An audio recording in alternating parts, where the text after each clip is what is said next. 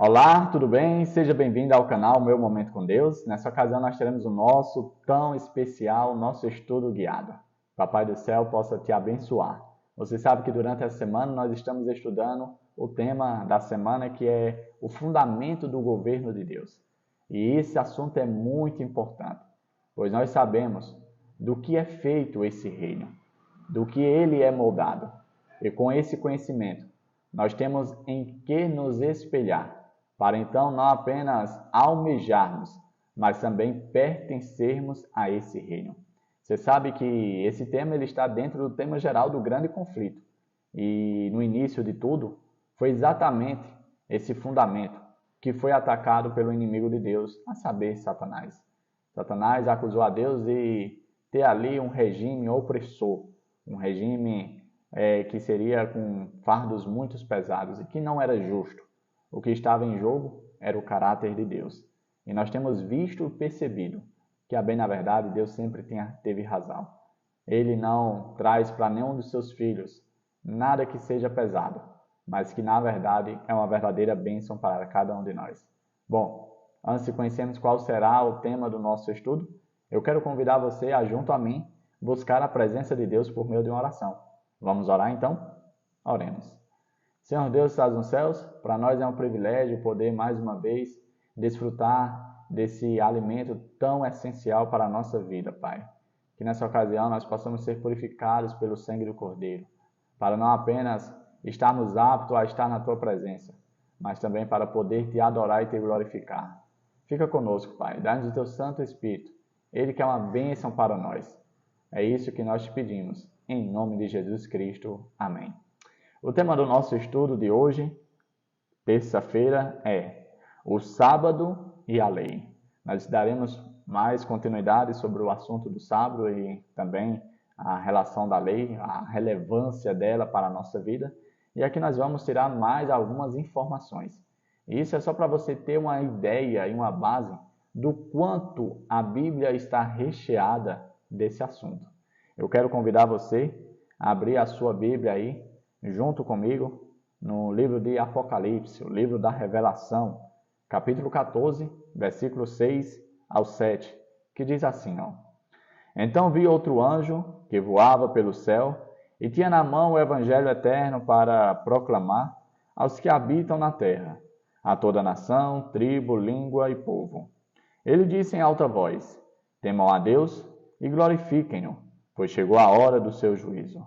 Adorem aquele que fez os céus, a terra, o mar e as fontes das águas. Quem é esse Deus que deve ser adorado? É o Deus Criador, o Deus do Gênesis. Apocalipse 4:11 diz assim, ó. Tu, Senhor e Deus nosso, és digno de receber a glória, a honra e o poder, porque criaste todas as coisas, e por tua vontade elas existem e foram criadas. Gênesis capítulo 2, versículo do 1 ao 3. Assim foram concluídos os céus e a terra, e tudo o que neles há. No sétimo dia, Deus já havia concluído a obra que realizara, e nesse dia descansou. Abençoou Deus o sétimo dia e o santificou, porque nele descansou de toda a obra que realizara na criação. E o último contexto, que é exatamente a parte da observância do sábado dentro da lei de Deus, dentro dos 10 mandamentos, aqui você vai poder comparar com esses outros textos que a gente leu e ver qual é o ponto que liga todos eles, tá bom? Então diz assim, ó, versículo do 8 ao 11, capítulo 20 de Êxodo. Lembra-te do dia de sábado para santificá-lo. Trabalharás 6 dias e neles fará todos os teus trabalhos. Mas o sétimo dia é o sábado, dedicado ao Senhor, o teu Deus. Nesse dia não farás trabalho algum, nem tu, nem teus filhos ou filhas, nem teus servos ou servas, nem teus animais, nem os estrangeiros que morarem em tuas cidades. Pois em 6 dias o Senhor fez os céus e a terra, o mar e tudo o que neles existem. Mas no sétimo dia descansou. Portanto, o Senhor abençoou o sétimo dia e o santificou. Veja que, dentre esses textos, sempre traz uma característica interessante a respeito de Deus. traz a característica que ele é um Deus criador. E por ele ser o criador de todas as coisas, ele merece a nossa adoração, a nossa reverência, a nossa gratidão. Por quê? Porque ele criou todas as coisas, tudo pertence a ele, tudo é dele. E aí, com base nesse assunto, eu separei aqui alguns pontos para a nossa reflexão. E o primeiro ponto diz assim, ó: a criação fala do nosso valor aos olhos de Deus. Não estamos sozinhos no universo. Esse ponto é interessante porque a gente vê que o mundo está, de certo modo, encharcado por ensinamentos que não são bíblicos.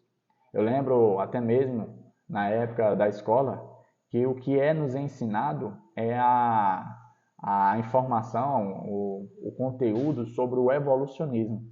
Na escola você não vê apresentando a ideia do criacionismo, ou seja, Deus sendo o criador de todas as coisas, mas sim que as coisas por milhões e milhões de anos vieram a evoluir e a se tornarem o que hoje elas são.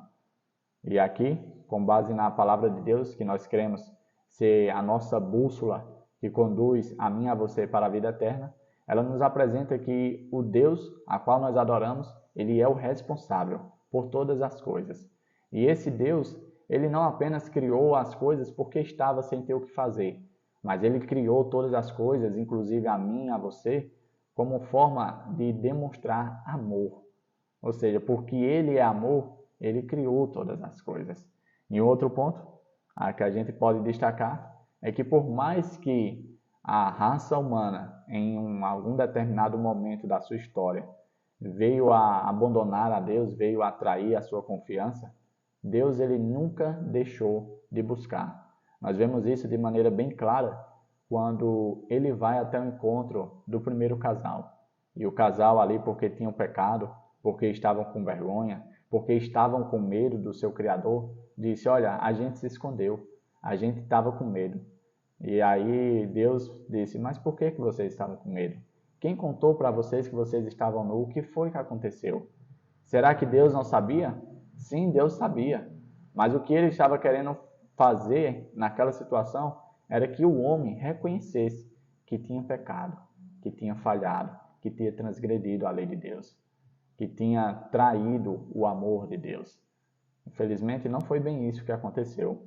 O homem acusou a mulher acusou a serpente, e no final das contas, quem pagou o preço foi nosso Deus. Um outro ponto que eu destaquei aqui diz o seguinte: estamos aqui porque Jesus nos criou. Ele é digno de nossa adoração, não apenas porque nos criou, mas também porque nos redimiu. Criação e redenção estão no centro de toda a verdadeira adoração. Por que nós adoramos a Deus? Porque Ele nos redimiu, mas também porque Ele nos criou. Essas duas coisas, elas não podem ser esquecidas. Elas são a base, elas são um elo de conexão que demonstra o amor infinito por Deus por todas as suas criaturas. E um outro ponto bastante interessante diz assim: ele também descansou como um exemplo para nós. O sábado é uma pausa semanal para louvar aquele que nos fez. Ao adorarmos no sábado, abrimos o coração para receber a bênção especial que ele colocou apenas nesse dia e em nenhum outro dia. Algumas pessoas questionam: eu não posso adorar a Deus em outro dia? Sim, você pode, mas você deve adorá-lo no dia de sábado. Por que tem que ser o dia de sábado? Porque Deus escolheu o dia de sábado. Simples assim. Sabe aquela historinha que diz: manda quem pode e obedece quem tem juízo? É algo bem semelhante. Porque Deus, por ele ser o Criador, ele é quem define as regras, as leis e tudo. E ele definiu que o dia de adoração, o dia especial para a sua adoração, não que os outros dias não deva ser adorado o nosso Deus, mas que o dia especial para adorar a Deus, para ter uma comunhão mais íntima, mais duradoura, é no dia de sábado. Por quê? Porque é no dia de sábado que nós temos tempo hábil para buscar a presença de Deus. Como a gente viu lá no mandamento, no versículo 8 ao 11, nesse dia ninguém poderia trabalhar, fazer nenhuma obra. Davi, eu posso ajudar o próximo? Deve. O que você não deve é fazer aquilo que você faz todos os dias em prol de sua pessoa, em prol dos seus objetivos, dos seus sonhos, dos seus alvos.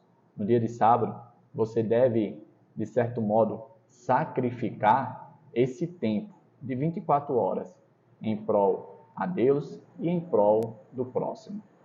Um outro ponto bastante interessante fala assim, ó: o sábado aponta para um Criador que nos amou demais para nos abandonar quando nos afastamos de seu propósito para nós.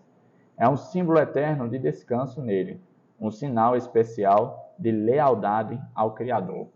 Lá no contexto de Ezequiel, capítulo 20, o verso 12 e o verso 20, fala que os sábados de Deus, se referindo ao sábado semanal, ele é um dia especial porque ele é um dia que faz a identificação do seu povo, pois todo aquele que decide observar o dia de sábado, ele demonstra que está não somente alinhado com vamos dizer assim, o reino de Deus, mas também que está demonstrando que está selado com Deus, ligado, conectado de maneira íntima com Deus.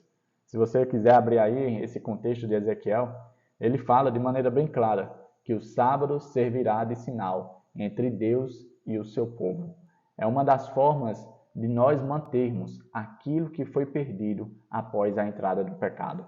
Mesmo o homem tendo se afastado de Deus, o sábado é uma forma que a gente tem para se reconectar a esse Deus. E, por último, guardar o sábado também é um elo entre a perfeição do Éden e a glória nos novos céus e da nova terra. Isso nos lembra que um dia os esplendores do Éden serão restaurados. A nossa bendita esperança de ver novos céus e nova terra. O sábado, ele nos ajuda a vislumbrar isso. Eu gosto de dizer que a guarda e a observância do sábado é um pequeno spoiler que Deus nos dá de como será a eternidade ao lado seu. Se seu sábado não é um dia festivo, um dia alegre, um dia almejado durante toda a semana, provavelmente você deve estar observando o sábado da maneira errada, da maneira que o povo da época de Jesus fazia. E assim ele veio, como a gente viu ontem, não para abolir, não para riscar, mas para mostrar como verdadeiramente deveria ser observado o dia santo de Deus. Chegamos ao fim do nosso estudo guiado. Que o Papai do Céu possa te abençoar, te proteger de todo mal. E que, claro, que Ele possa te trazer aqui amanhã novamente para nós darmos continuidade a esse estudo tão maravilhoso, tão importante e tão relevante para a nossa vida espiritual. É isso. Até a próxima e tchau, tchau.